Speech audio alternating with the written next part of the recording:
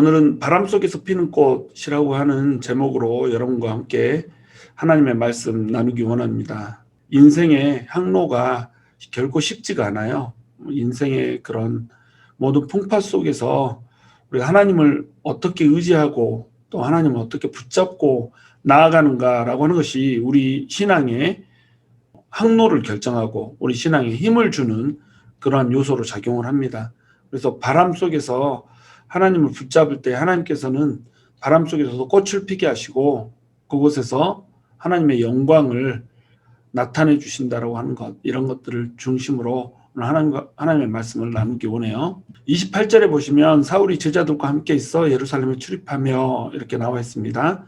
어제도 설명을 드렸듯이 사울이 회심을 한 후에 다메섹에서 이제 하나님의 사역을 했었고 아라비아로 내려갔다가 다시 다메섹으로 올라가서 사역을 하는 이런 장면들이 그려지고 있어요.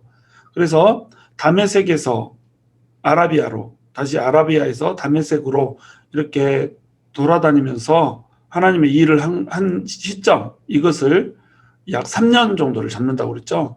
그래서 그 3년이라고 하는 시간 동안 사울은 복음을 정립하는데 그 시간을 쓰게 되죠. 그리고 그 복음이 직접 하나님께로부터 받은 것이기 때문에, 예수님께 직접 계시를 받은 것이기 때문에 이 복음을 가지고 예수님 공생의 기간 동안에 예수님과 함께 다니면서 사역을 했던 제자들과 같이 나누기를 원했어요. 자기의 복음이 제자들로부터, 특별히 이제 12사도들로부터 좀 확증이 될 필요가 있었고, 또 복음의 뿌리가, 교회의 뿌리가 12사도들을 중심으로 이루어졌기 때문에 그들과 같이 연합하여서 교회를 이루어가지 않으면 자기의 이제 복음이 힘을 받지 못하게 되는 거죠. 그래서 같이 연합하고 같이 한 형제가 되어서 복음을 전하는 이런 일들을 하기 위해서 예루살렘으로 가서 사도들을 만나기를 원했던 겁니다. 그런데 사도들이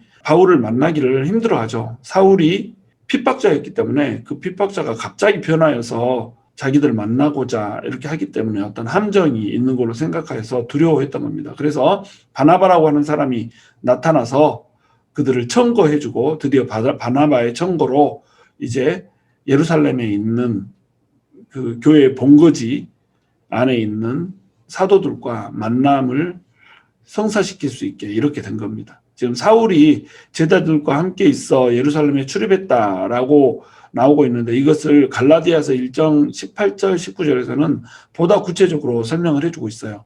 18절에 보시면 구 3년 만에 내가 게바를 방문하려고 예루살렘에 올라가서 그와 함께 15일을 머무는 동안, 이렇게 돼 있죠. 15일 동안 예루살렘을 방문을 했어요. 그리고 19절에 보시면 주의 형제 야고보 외에 다른 사도들을 보지 못하였노라, 또 이렇게 되어 있죠. 그래서 지금 사울이 예루살렘에 처음 방문하여서 만난 사람은 12사도들이 아니고 베드로와 야고보 두 사람 뿐이었다라고 하는 것을 알 수가 있어요. 여기서 이제 게바는 베드로를 의미하죠. 예수님께서 게바라고 하는 이름을 주셨는데 이 게바라고 하는 말을 헬라어로 번역을 하면 베드로가 되는 겁니다. 게바는 이제 아람어죠. 그래서 둘 다 바위라는 뜻을 가져요. 베드로를 만났고, 그 다음에 주의 형제 야고보, 예수님의 제자 야고보가 아니라 맨 처음에는 예수님을 믿지 않다가 예수님이 부활하신 후에 예수님을 믿어서 교회의 기둥 같은 존재가 된 그 예수님의 동생 야고보, 그 야고보를 지금 두 사람 만나고 있는 겁니다. 그러나 나머지 사도들은 만나지 못했고 게바와 야고보와 예수님을 믿는 형제들을 만난 거죠. 여기에서 15일 동안을 같이 교제를 누린 겁니다. 그전에는 예루살렘의 교회를 마음대로 출입할 수가 없었죠. 왜냐하면 원수지간이기 때문에 사도 바울을 만나고자 하지 않았겠죠. 그러나 지금 마음대로 출입을 하면서 15일 동안 이제 제자들과 또 형제들과 교제를 나누고 있단 말이죠. 그러니까 사울을 지금 바나바의 청고로 인해서 형제로 받아들였다라고 하는 뜻이 되는 거예요. 사울을 더 이상 의심하지 않았다는 거죠. 그리고 15일 동안, 짧은 기간 동안 있었잖아요. 이 짧은 기간 동안에 사도들이 바울에게 복음을 전수해 줄 수 있지는 않았을 거라는 겁니다. 그래서 사울은 자기 스스로 이야기를 하죠. 복음은 내가 예수님으로부터 직접 받은 거, 사도들로부터 받은 것이 아니라 예수님께서 직접 내게 주신 것이다 라고 얘기를 하고 있죠. 이 얘기가 이제 지금 15일 동안 이곳에서 머물렀다라고 하는 얘기로 다시 한번 증명이 되는 겁니다. 15일이라고 하는 시간은 사도들로부터 복음을 전수받기에 너무나도 짧은 기간인 거죠. 그래서 사울이 직접 예수님께로부터 전수받은 복음 그리고 소명을 받은 것 이것들을 제자들과 함께 나눴을 때 제자들이 네가 받은 복음이 우리가 받은 복음과 동일한 것이구나 라고 하는 것을 함께 동의를 할 수 있었고 그 안에서 서로 소명들을 나누면서 기뻐하는 그런 관계 형제의 관계로 됐었던 거죠. 지난날의 원수였던 사람이 예수 그리스도 안에서 화평을 이루고 화해를 하게 되는 이런 장면들을 목격하게 됩니다. 예수님 안에 들어오면 사랑은 허다한 죄를 덮는 거예요. 그래서 사랑이라고 하는 것 이것이 부어지게 되면 특별히 예수 그리스도의 사랑이라고 하는 것이 부어지게 되면 원수가 용납이 되어지고 또 허다한 죄 사울이 범했던 예수 믿는 사람들을 핍박했던 이 죄들이 덮어지는 것을 우리가 볼 수가 있다는 겁니다. 29절에 보시면 또 주 예수의 이름으로 담대히 말하고 헬라파 유대인들과 함께 말하며 변론하니 그 사람들이 죽이려고 힘쓰거늘 이렇게 나와 있습니다. 사울은 주 예수의 이름으로 담대히 말했다고 나와요. 주 예수의 이름으로 담대히 말했다 이 말은 예수님을 메시아로 선포했다는 말이 되는 겁니다. 예수님의 이름으로 말했다는 거잖아요. 그러니까 예수님이 그리스도라고 하는 것을 믿는 신앙의 바탕하에서 성경들을 풀어내고 있는 겁니다. 지금 한때는 예수님을 믿는 사람들을 핍박했고 예수님을 박해했던 이 사람이 예수님은 그리스도다라고 얘기를 하고 있는 거예요. 그런데 이 사람들이 주로 이제 얘기를 했던 사람들이 헬라파 유대인들인 겁니다. 헬라파 유대인 하면 생각나는 게 스데반 생각나시죠? 스데반을 돌로 쳐서 죽이는 그 현장에 있었던 사람이 바로 사울이었잖아요. 그리고 이 사울이 주도적인 역할을 했다는 겁니다. 근데 이 사울도 역시 헬라파 유대인이었단 말이에요. 그러니까 스데반도 헬라파 유대인들이 모이는 회당에서 말씀을 전했고 또 사울도 지금 헬라파 유대인들과 함께 말하며 변론하고 있는 거예요. 이 헬라파 유대인이라고 하는 것은 그러니까 사울의 원래 종교적 기반이 되는 것이죠. 사울 자체가 헬라파 유대인이었으니까. 그리고 지금 사울은 자신이 공격하고 자신이 직접 죽이는 데 가담을 했던 스데반의 자리에 서서 지금 복음을 전하고 있는 겁니다. 이제는 스데반을 핍박하던 사람이 스데반처럼 그 자리에 서서 함께 변론하면서 핍박을 받는 자리, 죽음의 위협을 받는 자리에 지금 서 있는 것을 우리가 볼 수가 있는 거예요. 사울이 굳이 이제 헬라파 유대인들과 함께 했던 이유는 헬라파 유대인들은 자신의 뿌리잖아요. 동질감에 대한 안타까움이 있는 겁니다. 이것이 모든 사람들이 가지고 있는 공통점이거든요. 내가 어디에서 근거를 하고 있는가 여기에 따라서 내 애정의 정도가 달라지는 거예요. 우리가 한인이기 때문에 미국 시민권을 딴 후에도 계속 한국에 대한 관심을 가지고 기도를 하고 이렇게 하잖아요. 이것처럼 우리가 한인들에 대한 자기 민족에 대한 더욱더 큰 애착을 갖는다는 겁니다. 그러니까 이 동질감 때문에 오는 안타까움이 더 큰 거죠. 헬라파 유대인들이었기 때문에 헬라파 유대인들에 대한 더 안타까움이 컸고 또 한편으로는 자신이 헬라파 유대인이었기 때문에 헬라파 유대인들에게 더욱더 효율적으로 복음을 전할 수가 있는 겁니다. 왜냐하면 자기의 뿌리가 그것이기 때문에 그들에 대해서 더욱더 잘 알고 그들에 대해서 가장 효과적인 복음을 전할 수 있고 또 그들을 향한 열정이 남달랐기 때문이라고 이렇게 우리가 볼 수가 있는 겁니다. 그래서 헬라파 유대인들을 대상으로 열정적으로 복음을 전하고 있어요. 사도 바울은 헬라파 유대인으로서 종교적인 열심이 매우 강했잖아요. 헬라파 유대인이기 때문에 헬라어도 능통했고 또 4개국어에 능통하다고 그랬죠. 또한 구약을 통달하는 이런 사람이었고 한때는 헬라파 유대인들의 리더급인 이런 존재였고 가말리엘 학파의 사람이었고 이러니까 그의 열정과 그의 지식이라고 하는 것을 감당할 수가 없었던 겁니다. 자신들이 원하지 않는 말씀을 전하는데 메시지를 전하는데 자신들보다 훨씬 똑똑하고 자신들보다 훨씬 더 탁월한 열정을 가지고 전하고 있으니까 이들이 선택할 수 있는 방법은 이제 이 사람을 죽이는 방법밖에 없는 거죠. 그래서 사울을 죽이려고 하는 거예요. 겨우 몇 주 안에 지금 사울은 2번의 죽음의 위협을 넘기고 있는 겁니다. 다메섹에서 2, 3주 전에 죽을 위기를 넘기잖아요. 근데 지금 불과 2, 3주 후에 다시 한번 죽을 위기를 넘기고 있는 겁니다. 사울의 삶이 늘 이랬어요. 늘상 복음을 전하고 나면 죽음이 위협이 없고 이 삶을 계속 살아가는 겁니다. 예수님께서 네가 나를 위하여 얼마나 고난을 받아야 될지 알게 하리라 말씀하셨던 것처럼, 예언해 주셨던 것처럼, 그리고 보여주셨던 것처럼 사도 바울은 예수님을 위해서 열정적으로 자기의 삶을 드리는 그 자리에 섰던 거죠. 30절에 보시면 형제들이 알고 가이사랴로 데리고 내려가서 다소로 보내니라 이렇게 나와 있어요. 형제들이 사도 바울이 복음을 전하다가 위협에 빠져 있는 거, 생명의 위협을 느끼고 있다라고 하는 거, 이것을 이제 알았습니다. 사울을 형제로 받아들이고 사울을 그 전에는 자기들을 위협하던 사람이고 죽이려고 한 사람이지만 이미 이제 형제가 됐기 때문에 그를 아끼고 사랑하는 거죠. 그래서 사울을 데리고 이제 가이사랴로 데리고 가는 거예요. 가이사랴로 데리고 내려갔다 이렇게 얘기하는 건 뭐냐면 가이사랴에서 다소로 갈 수 있는 뭐 배를 탈 수가 있었겠죠.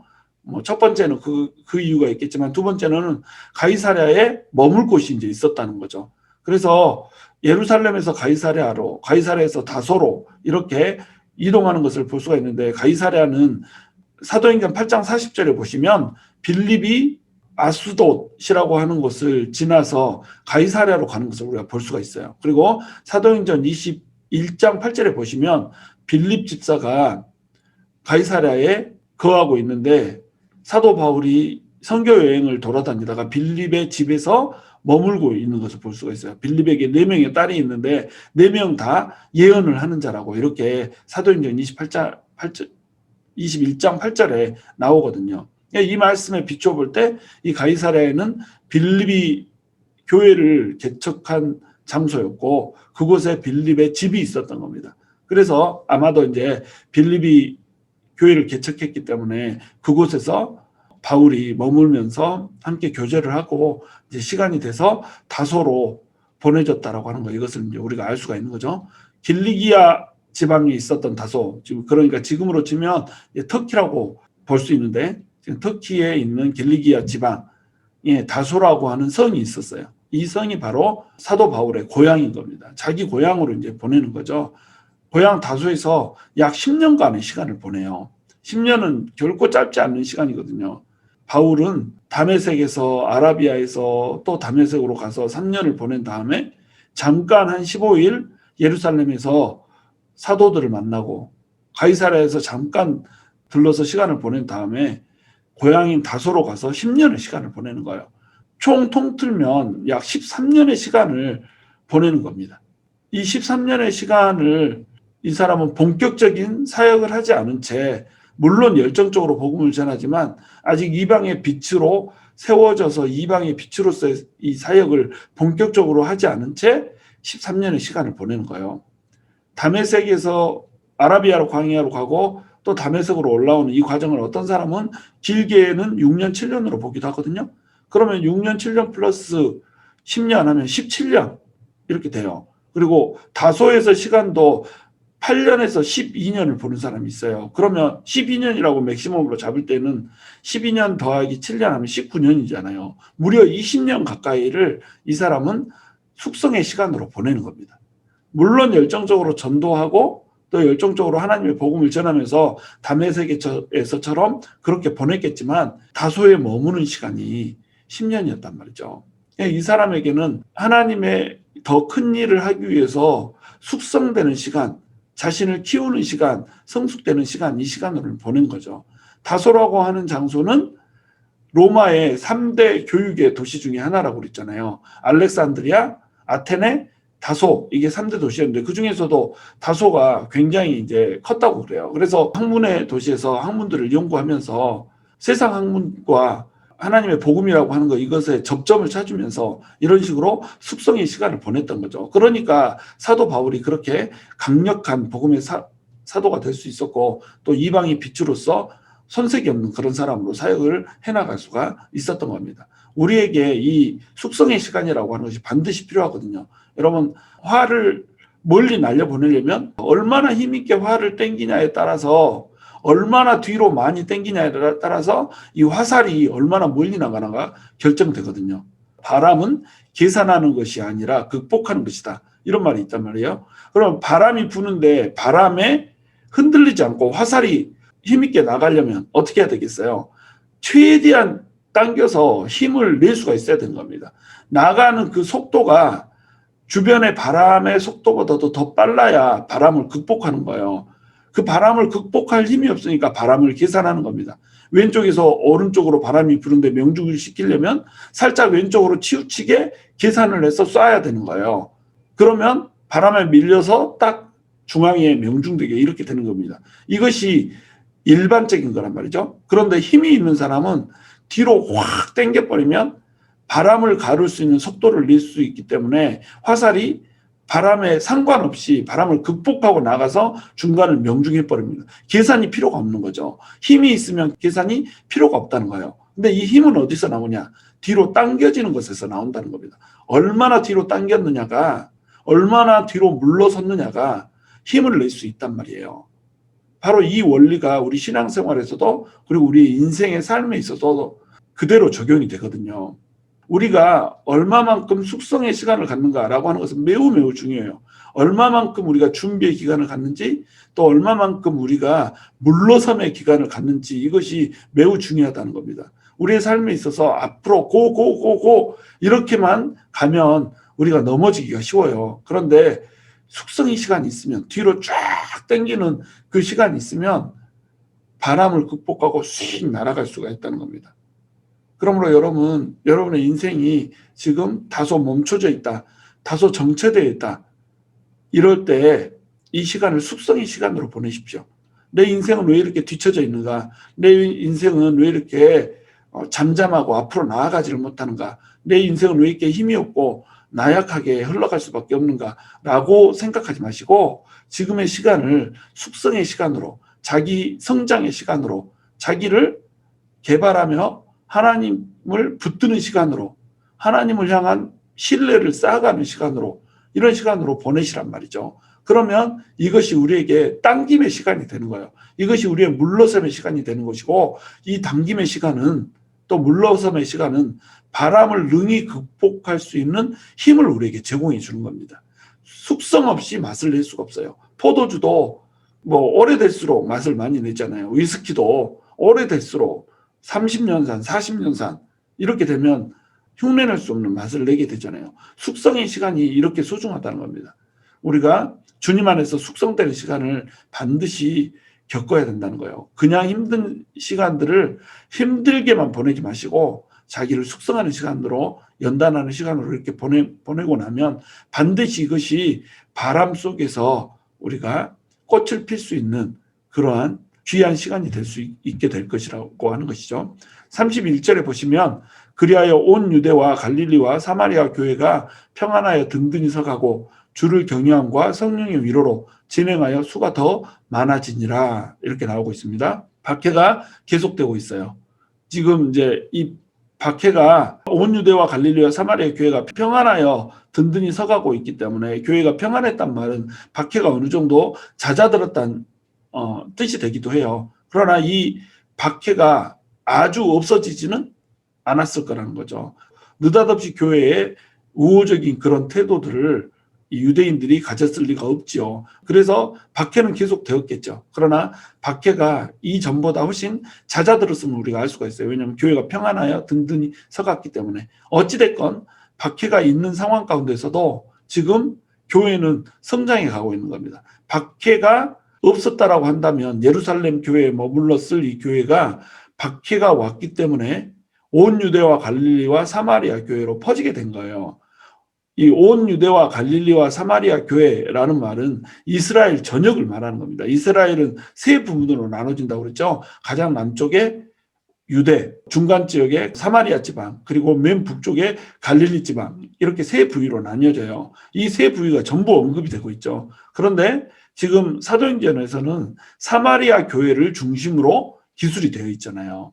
그러니까 지금 사도행전에 기록된 이런 내용만 해도 어마어마하잖아요. 그런데 이것이 빙산의 일각이었을 뿐이라는 겁니다. 온 유대에 복음이 퍼진 것, 온 유대로 흩어졌다. 이 말은 나오지만 복음이 어떻게 퍼졌는지를 기록하지 않고 있어요. 심지어 갈릴리 교회는 언급도 없어요. 갈릴리까지 사람들이 퍼졌다. 뭐 이런 언급도 없는데 갑자기 갈릴리 교회가 평안하에 든든히 서가고 이렇게 말하고 있다는 겁니다. 그러니까 박해가 임하자 이 박해를 피해서 온 유대와 사마리아와 갈릴리까지 쫙 퍼져서 이스라엘 전역에 하나님의 복음을 전했던 것을 우리가 볼 수가 있다는 말이죠.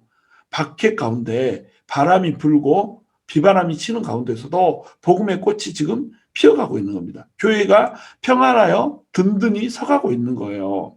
그리스도인들은 박해 속에서 오히려 복음이 꽃으로 피어나게 역사하는 하나님의 힘을 맛보고 있는 겁니다. 온 유대와 갈릴리와 사마리아 이곳에서 이루어졌을 하나님의 권능들을 한번 봐보세요. 사도행전이 사마리아에 대해서만 기록을 간단하게 하고 있지만 이 일들이 빙산의 일각이란 말이죠. 하나님의 일이 너무나도 강력하게 펼쳐지고 있는 역사의 현장들을 그들은 살아가고 있다는 겁니다. 우리가 이런 은혜를 맛볼 수 있어야 된단 말이죠. 박해가 있어도 고난이 있어도 고통이 있어도 하나님의 말씀이 흥왕하고 교회가 평안하여 든든히 서가는 이런 멋진 모습들, 이런 모습들을 우리가 볼 수가 있어야 된단 말이죠. 조금 하면은 그냥 꼬꾸라지고, 조금 하면은 그냥 힘들다고 그러고, 조금 하면 지쳐서 넘어진다고 그러고, 지금 박해도 있지도 않은 상황에서 우리 교회들이 평안하여 든든히 서가고 있지를 못하잖아요. 교회가 평안하여 든든히 서갔다 이 말은 성도들이 역동적으로 움직였기 때문에 가능한 거 아니에요. 이때의 성도들은 살아서 펄펄 뛰는 이런 사람들이었단 말이죠. 복음을 들고 날아다니는 이런 사람들이었기 때문에 이들이 가는 곳마다 교회가 평안하여 든든히 서갈 수가 있었던 겁니다. 성도들이 살아있었다는 거예요. 바로 이런 교회를 우리가 만들 수 있어야 되는 거죠. 바람이 불어도 결코 쓰러지지 않는, 고난이 와도 결코 넘어지지 않는 이런 강력한 성도들이 돼야 된다는 거죠. 근데 우리가 조금 고난이 오면 그냥 패그르 사그러져 버리고 조금 바람이 치면 그냥 시들어 버리고 이렇게 되면 교회가 평안하여 든든히 서갈 수가 없다는 겁니다. 그리고 하나님의 영광이 될 수가 없다는 거죠. 바람 속에서 피는 꽃이 돼야 돼요. 바람 속에서 피는 꽃은 평안의 꽃이었고 강함의 꽃이었어요. 바람이 불었지만 그들은 평안했어요. 그리고 바람이 불었지만 그들은 강해졌어요. 바람 속에서 오히려 더 강해졌죠. 여러분이 바람 속에 지금 있으십니까? 혹시 비바람이 너무 몰아쳐서 정말 쓰러지기 일보 직전입니까? 이때에 평안할 수 있어야 진짜라는 겁니다. 이때에 강해질 수 있어야 진짜라는 거예요. 바람 속에서 평안함과 강함이라고 하는 그 두 개의 꽃을 피워내기 위해서 필요한 교회에 두 가지 힘이 있어요. 그게 뭐냐면 주를 경외하는 것과 성령님의 위로가 필요하다는 겁니다. 주를 경외한다 이 말은 하나님을 무서워하는 테러가 아니에요. 테러가 아니라 fear거든요. 그러니까 하나님을 조심스럽게 여긴다는 겁니다. 하나님 앞에서 하나님이 너무나도 소중하고 하나님이 너무나도 귀하기 때문에 존귀하기 때문에 그분 앞에서 아무렇게나 막 행동하지 않는단 말이에요. 뱀파이어 크리스찬이란 말 많이 하잖아요. 예수님의 피만 쪽쪽 빨아먹고 예수님의 피 때문에 나는 그렇게 졌으니까 아무렇게나 살아도 괜찮다 이런 식의 생각들 많이 간단 말이죠. 이렇게 살면 안 된다는 거예요. 주를 경외하면서 살아야 된단 말이죠. 하나님의 이름에 그 고귀하심 그 이름을 높여드리면서 할 수 있어야 한단 말이죠. 하나님을 만홀히 여기면 안 돼요. 하나님을 가볍게 여기면 안 되고 하나님을 무겁게 여겨야 된다는 겁니다. 우리 하나님께 영광이 되기 위해서 내 삶 하나를 돌보면서 살 수가 있어야 된단 말이죠. 근데 우리가 하나님을 경외하지를 못하는 거예요. 하나님에 대한 fear를 갖지를 못하는 거예요. 하나님에 대한 두려움이 없는 거예요. 그러니까 우리가 마음대로 살아가는 겁니다. 하나님을 아무렇게나 여기는 거죠. 하나님의 일을 너무 우습고 하찮게 여기는 거죠. 근데 하나님을 우리가 두려워하고 하나님을 경외할 줄 알면 우리의 삶이 달라진다는 겁니다. 두 번째는 성령님의 위로예요. 바람이 치고 있잖아요. 고난이 닥치고 있잖아요. 삶이 녹록하지 않잖아요. 그러면 우리한테 필요한 게 뭐예요? 성령님의 위로가 필요한다는 겁니다. 우리 성령님은 컴포터거든요. 우리에게 위로를 주시는 분이시고 평안을 주시는 분이시란 말이죠. 그러니까 우리가 성령 안에서는 위로를 받고 평화를 누릴 수가 있게 된다는 거예요. 성령님으로 충만하면 성령님의 다스리심 안에 들어갈 뿐만 아니라 이 성령님 안에 존재하는 그 위로를 우리가 누릴 수가 있다는 겁니다. 그러니까 성령님이 주시는 전적인 위로 때문에 평안할 수가 있는 거죠. 강해질 수가 있는 거죠. 성령님이 위로해 주시니까. 우리가 이 삶이 고난이 없고 핍박이 없어도 모든 사람이 불안해하고 모든 사람이 염려해요. 모든 사람이 걱정하면서 살아갑니다. 세상에서 잠시 평안이 있다고 하더라도 이 평안은 일시적인 것이고 얕은 것이거든요. 근데 성령님의 전적인 위로가 있어 버리잖아요. 그러면 바람결에서도 평안할 수가 있다는 말이에요. 세상에서는 바람이 치지 않아도 평안하지 않을 때가 많거든요. 이게 세상의 평안이에요. 그런데 성령님의 전적인 위로가 임해버리면 바람 속에서도 평안의 꽃을 맺을 수 있고 강함의 꽃을 맺을 수가 있다는 겁니다. 그래서 우리는 이 두 가지 힘을 가져야 되는 거예요. 주를 경외하는 것과 성령님의 위로로 가는 이 두 가지 힘, 이 힘을 가져야 되는 겁니다. 사도 바울도 어떻게 하면 그렇게 목숨을 걸고 자기 모든 것을 내던져서 사역을 할 수가 있었을까요? 사도 바울에게 성령님의 전적인 위로가 있었다는 겁니다. 주를 경외하는 것이 있었다는 거죠. 초대교회 성도들이 이처럼 우리보다 더 강력한 힘을 가질 수 있었던 이유, 그것은 뭐냐면 하나님을 경외하고 하나님 앞에서 호람대오의 삶을 살 수 있었기 때문에요. 그래요. 그리고 두 번째로는 성령님의 전적인 위로를 누리며 살았던 겁니다. 저와 여러분이 평안하고 강력해져야 되겠잖아요. 평안하고 든든히 서가야 되겠잖아요. 우리는 성도잖아요. 무려 하나님을 모신 분이잖아요. 무려 예수님을 우리의 심령에 모신 이런 사람들이잖아요. 그래서 우리는 세상과 전적으로 구분이 돼야 되는 겁니다. 세상과 전적으로 구분이 된다라고 하는 것은 두 가지 측면에서 의미를 가져요. 한 가지는 세상과 구분이 되어서 거룩한 삶을 산다라고 하는 거, 성결한 삶을 산다라고 하는 거, 이것이 첫 번째지만 또 두 번째는 뭐예요? 세상이 주지 않는 평안함 가운데 산다는 겁니다. 세상에서 누릴 수 없는 그런 위로와 평안함을 갖고 산다는 거예요. 행복하다는 거예요. 참 기쁨이 넘친다는 거예요. 우리 안에 이것이 있어야 된다는 거죠. 저와 여러분이 주를 경외함과 성령님의 위로함으로 인해서 바람 속에서도 평안함과 강력함이라고 하는 두 가지 꽃을 피워내는 놀라운 성도들이 될 수 있기를 주님의 이름으로 축원합니다.